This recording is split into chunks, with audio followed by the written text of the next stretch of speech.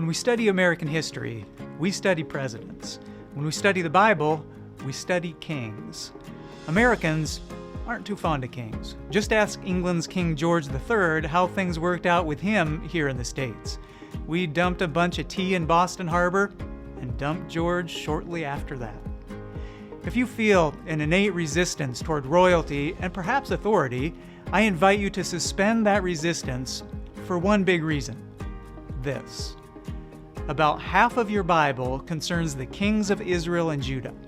In fact, with the exception of Job, every book, from 1 Samuel 8 through the end of the Old Testament, is either written by a king, written about a king, or written about the consequences people faced because of a king's actions. I wonder, how well do you know these guys? How many biblical kings can you name? David?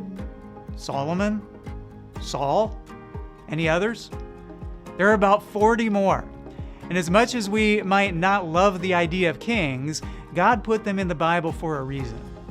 This fall, we're going to take the time to get to know them better. As we do, I think we'll hear from God in some rather profound and relevant ways.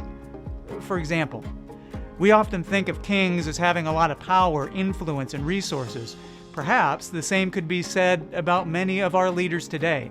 Maybe it could even be said about us. And so often, people in power misuse and abuse that power. Recognize God is also powerful, influential, and well-resourced. Kings and rulers often exploit their authority for selfish gain, but God, He has an alternative view. He uses His power to bless and serve those who are beneath Him, and He encourages us to do the same.